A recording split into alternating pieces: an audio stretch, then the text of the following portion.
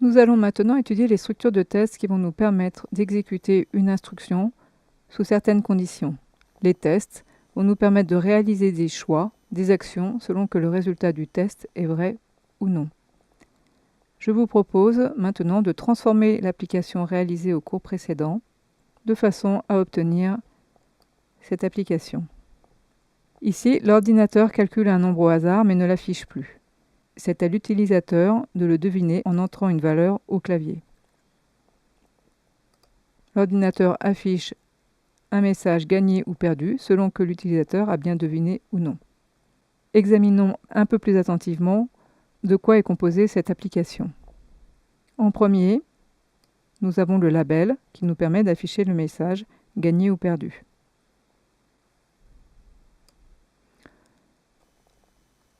En second, le bouton OK que nous avons déjà vu et qui va permettre de valider la saisie de l'utilisateur. En troisième, le champ de saisie. Et enfin, le quatrième composant, appelé conteneur, qui va nous permettre d'afficher un cadre avec un titre pour faire comprendre l'objectif de l'application. Retournons sous NetBeans pour voir comment réaliser cette application. Donc, nous allons utiliser le code que nous avons réalisé au chapitre précédent et le transformer de façon à obtenir notre application. Nous gardons donc le bouton et le champ de texte qui va nous permettre d'afficher gagné ou perdu. Nous allons ajouter le champ de saisie et nous allons ajouter le conteneur panel dans lequel nous allons pouvoir mettre un titre. Donc les 4 composants sont situés sur la scène, mais nous voyons qu'ils ne sont pas bien disposés. Par exemple, nous voyons que le panel ne contient pas les éléments. Donc, pour déplacer les composants et les mettre au sein du conteneur, il y a 2 possibilités, soit de sélectionner directement sur la scène et de les positionner avec la souris, ou alors en allant dans le panneau inspecteur, de sélectionner l'objet qui n'est pas dans le conteneur et de le glisser dans le panel de cette façon. Nous voyons ici que les 3 composants sont bien placés dans le panel puisqu'ils sont au sein du panel. J'agrandis le panel et je vais déplacer mes composants de façon à les mettre comme sur l'application présentée. J'agrandis mon text field. Si je veux, par exemple, aligner à gauche les 2 éléments, je les sélectionne tous les 2. Clic droit, Align, Left Column pour les aligner à gauche. Ensuite, nous allons modifier le nom du text field dans le panneau inspecteur pour l'appeler par exemple saisie. Donc c'est un text field, je vais mettre TFD. Pas la peine de garder le nom. Donc pour supprimer la valeur du text field, JText field, une possibilité est d'aller dans le panneau propriétés et de supprimer la zone de texte. Voilà. Et ajouter aussi un titre au bord du panel. Je sélectionne le panel. Propriété border. Je clique et je choisis Title Border. Ici, je mets le titre. Je choisis un nombre. À vous de le deviner.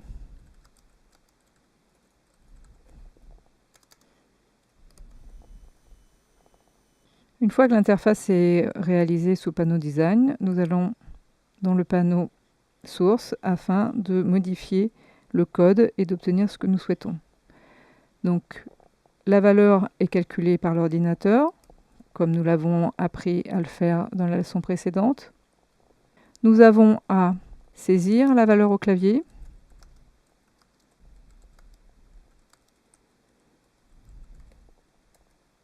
Donc, saisir la valeur au clavier. Pour cela, nous allons utiliser une fonction prédéfinie du langage Java. Nous allons utiliser le composant saisie TFD, donc au sein duquel l'utilisateur saisit la valeur. Point, donc getText permet de récupérer la valeur saisie et donc nous allons la placer dans une variable valeur saisie par exemple égale saisie tfd.getText. Donc la valeur saisie dans le champ textField nommé saisie tfd est récupérée par getText et est placée dans valeur saisie. Une erreur apparaît qui nous dit que la valeur résultante de getText est de type string, c'est une chaîne de caractères, alors que je veux mettre une chaîne de caractères dans une variable de type int. Donc il va falloir faire l'opération inverse de tout à l'heure, c'est-à-dire transformer la chaîne de caractères en valeur numérique. Et pour ça, je vais utiliser la méthode integer.parseInt qui me permet de traduire une chaîne de caractères en entier. Donc, une fois la valeur saisie,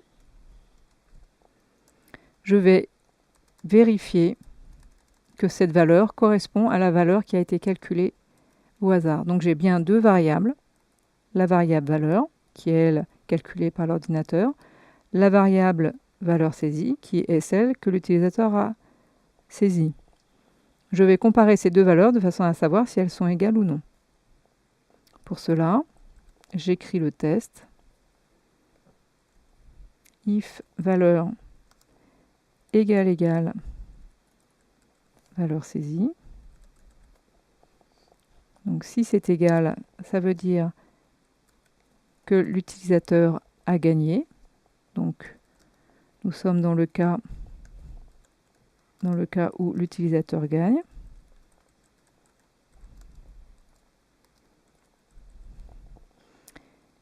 Et sinon, j'écris la dernière structure associée au if, le else. Et là, dans ce cas-là, je suis dans le cas où l'utilisateur a perdu.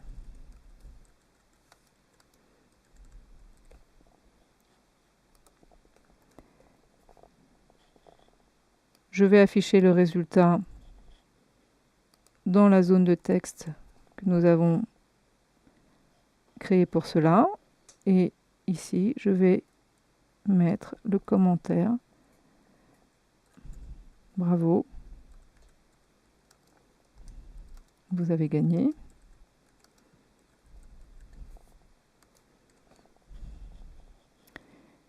Et dans l'autre cas, je vais mettre perdu. Donc j'exécute l'application. Donc je vais rentrer une valeur, 12. Et là, il m'affiche perdu. Je rentre une nouvelle valeur. Et j'ai toujours perdu. Effectivement, à chaque fois, une nouvelle valeur est calculée, mais je ne sais pas laquelle. Donc, il m'affiche perdu. Je pourrais ajouter un peu plus de convivialité en ajoutant ici le commentaire perdu. Il fallait entrer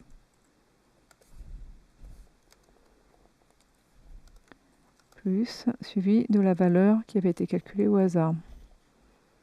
J'exécute. Je rentre une valeur. Perdu, il fallait entrer 82. Voilà, donc à chaque fois que je saisis une nouvelle valeur, ou que je garde la valeur saisie, une nouvelle valeur est calculée, donc il existe peu de chances que je trouve du premier coup une valeur tirée au hasard. Nous venons de voir en pratique comment écrire une structure de choix if-else. Pour être plus précis, examinons comment cela fonctionne. Si la condition placée entre parenthèses obligatoirement est vrai, alors on exécute les instructions correspondantes. Ici, nous avons un fichier gagné. Si la condition est fausse, nous sommes dans le cas sinon, et nous exécutons les instructions correspondantes, c'est-à-dire perdues. Else n'est pas obligatoire, par contre, il ne peut y avoir de else sans if. Pour écrire une condition, nous allons comparer deux éléments.